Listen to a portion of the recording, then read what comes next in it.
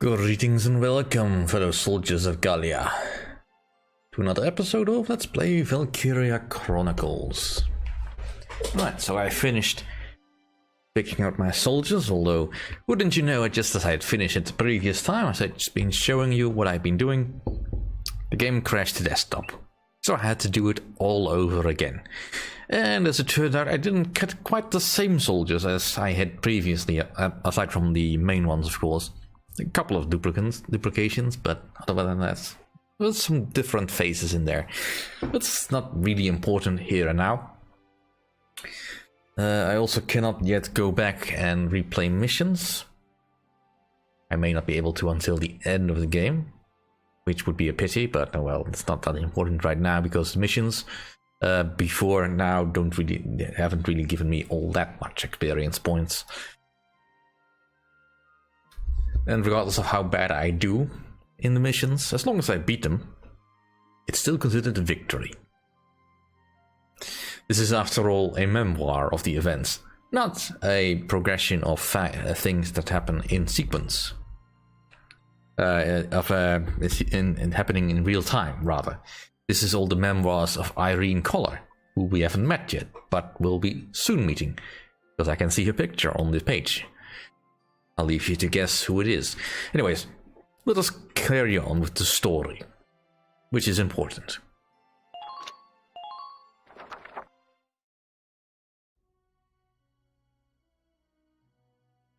Welks! There you are. I've been looking for you. Hey, I've also boosted up the sound and music a bit. There's no option for increasing the sound level of the in-game movies and all that, so I'm kind of guessing if they're all right. But do let me know if they are still too soft. I can fiddle around with it a bit more. how'd your enlistment go? No problems? I registered as a tank pilot and mechanic. Well, that definitely seems to fit you, considering you revisit the Edelweiss. And just to get a little bit on that topic, I'm pretty sure that after the First World War, the government were not all that interested in civilians holding on to tanks they found on the battlefield, regardless of how many there were actually. Because of the slight problem they had at the time of there might actually be a Soviet springing up in your backyard at the time. After all, that was kind of a big issue back then. Now, if you're talking about repurposing tanks as farming vehicles, sure, I can understand that sort of. I mean, potentially there's a very powerful engine in there and all that, but doing that fundamentally really ruins the combat capability of a tank. And regardless of that, I don't think a tank makes a very good escape vehicle. Regardless of how fast it can move on the road, in this kind of war, the roads would be clogged with refugees. You'd get nowhere. Maybe a two-seater motorcycle or one with a sidecar would have been much more effective if the intent was to run away. No, tanks are made for fighting. You don't run away in a tank. And if you do, well, then something has really gone wrong with the battle plan. But enough said about that. I'm willing to accept that they have a tank in their house for emergencies. And that they know how to drive it and maintain it and even upgrade it from what it was apparently to what it was when Isara showed it to us. Which apparently involved putting a whole new engine in, which I do believe requires an entire pit crew. Because tanks and engines in tanks are generally very difficult to get at for engineers. Not entirely sure here, but well, sure. Enough of that. Enough of that. Story time. Maintaining and operating the Edelweiss will be my responsibility from now on. I think it's nice that we'll all be on the same squad together. How convenient. I think so too. So what are you up to now? The tank's hangar space is just through here. I was just carrying some Ragnite fuel back. It's used to power the tank, and also for the turret-mounted cannon rounds. I guess I'm just more used to seeing it in street lamps and medical compounds. Oh, Welkin, you dreamer, you.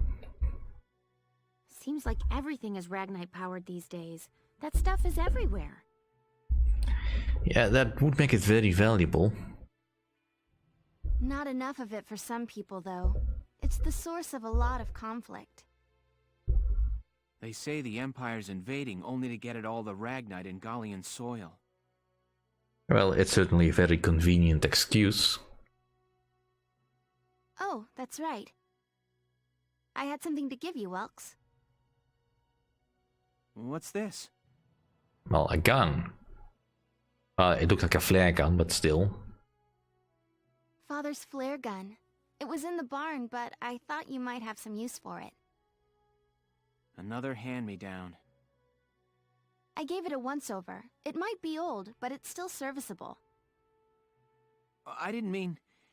I just can't believe I'm a tank operator now. Thank you for this, Ys. I'll do a spot check on the Edelweiss now, to make sure it's ready to go at any time. All right, we'll get going for now then. See you later. Yay. And the first op. Alright, our first real mission. Yeah, the game really does go out of its way to show that all the people in the Gallian army are just regular people, you know? Not professional soldiers of any kind, not battle-hardened veterans either. Well, some of them are, but, you know, for the most part, these are just people that are fighting to defend their home and are doing so as volunteers for the army. Which they're not being conscripted now, of course, but for the most part, I do believe that the Gallian military is mostly voluntary in peacetime. Although they do have to do a training course for some time, as the game has already explained. I would have no idea about that. I mean, luckily my country deactivated conscription before I was called. Well, lucky for me, I guess. Because I couldn't have stood that. I couldn't really understand that. Why they would want me to fight. Don't have the stomach for it. Which is why I play war games. Much more civil.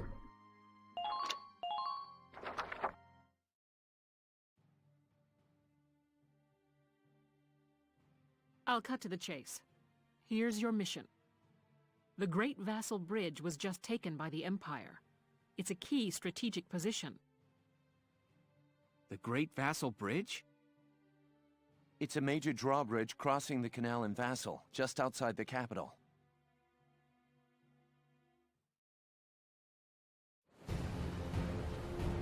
That bridge is a part of the central transit artery, leading into Randgreaves. Our mission is to take it back.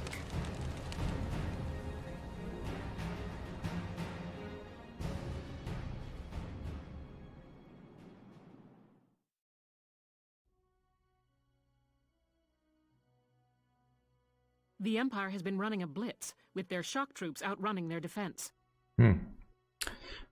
Those tactics sound somewhat familiar to me. Our 3rd Regiment will retake the bridge before defensive reinforcements can arrive. How quaint. The militia holding a little strategy meeting of its own. Oh dear. The old general that has its own idea about the abilities of the military. In particular, his own army, of course.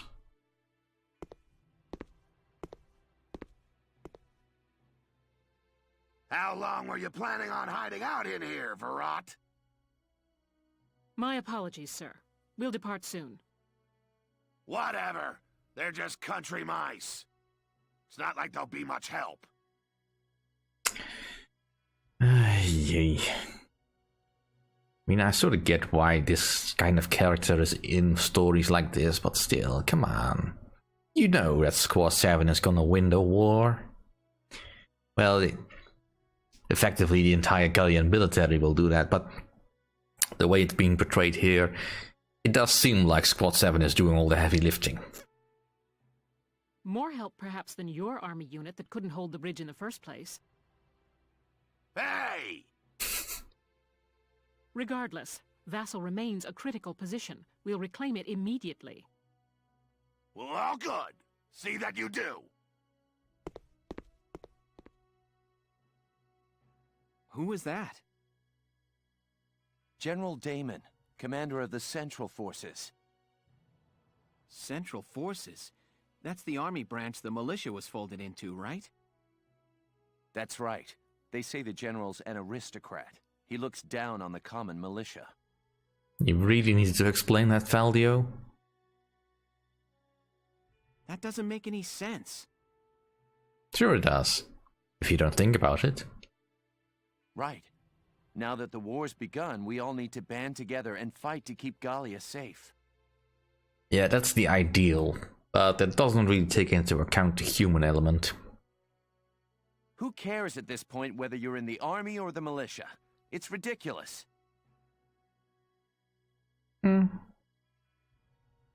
Gentlemen, let's return to the mission. We'll begin by taking back the western bank to gain a foothold for reclaiming the bridge. Lieutenant Gunther, I'm assigning Squad 7 to this mission. It's your first maneuver, so be smart. Yes, Captain. The other squads are on patrol. Stay sharp and be ready to help take back the bridge. I'm counting on all of you out there. Now move out.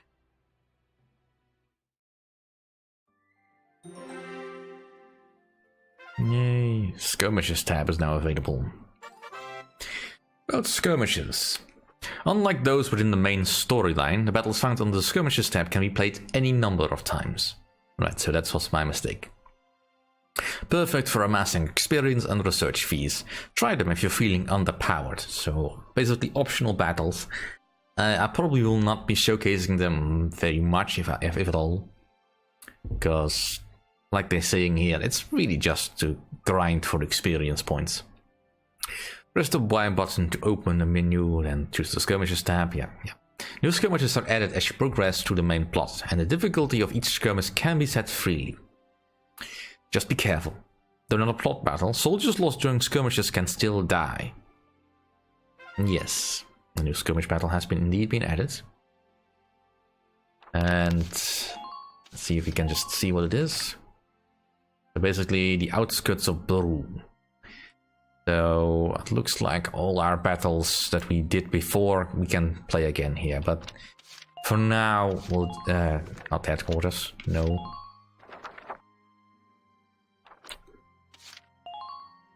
Episode select.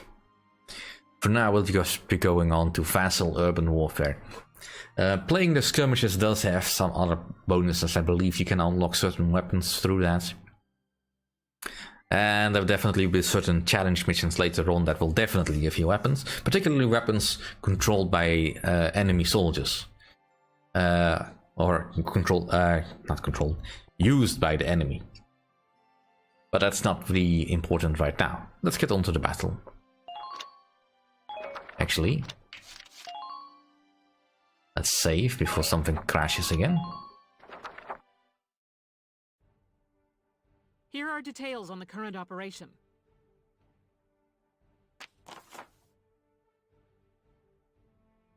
The Imperial force is deployed in a defensive formation around a camp within Vasel's urban center.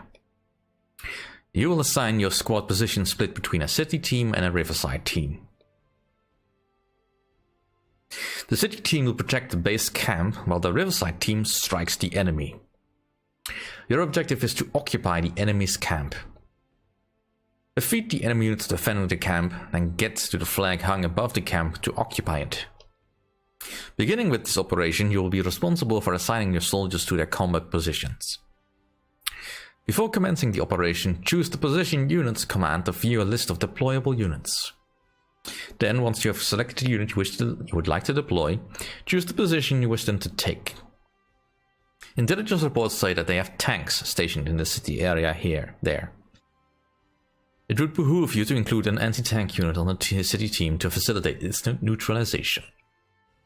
I would also recommend you add units with high AP, such as scouts and engineers, to your Riverside strike force. Once you've got your teams in place, select the deploy command to begin the operation. Now it's time to get those soldiers of yours into position. Alright, so we need to win in 20 turns, Welkin mustn't die. And we fail if the base camp is captured or all allied soldiers and reserves are killed. Alright, so we get a total of 9 units. There's already 3 deployed on the bottom and 1 deployed in the top. So,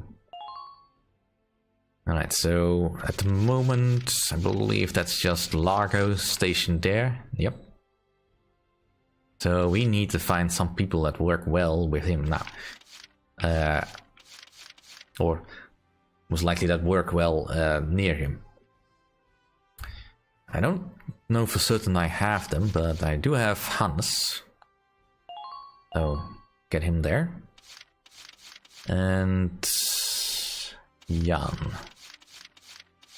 And I don't have him, I think.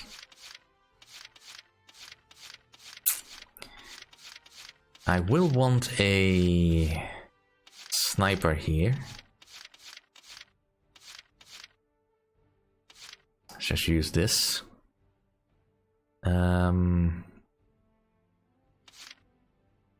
Let's see.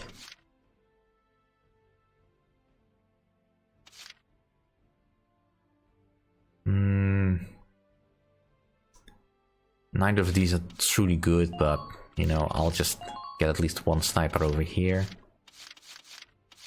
And then I'll just get some scouts. Let's see. Is there anyone here that is truly... Not really. I'll just get Melville and Ted. And over here we have Rosie, Alicia, Welkin. Alright, so I should probably get a...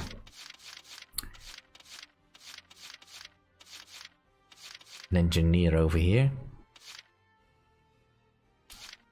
Let's see.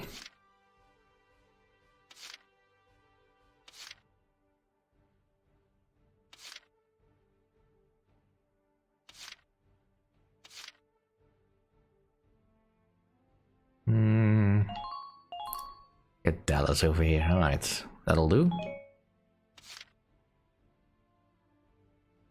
And we'll just deploy. We're prepared to commence the operation. I look forward to good news from you. So do I. Split into 2 teams, offensive and defensive. Squad 7, move out!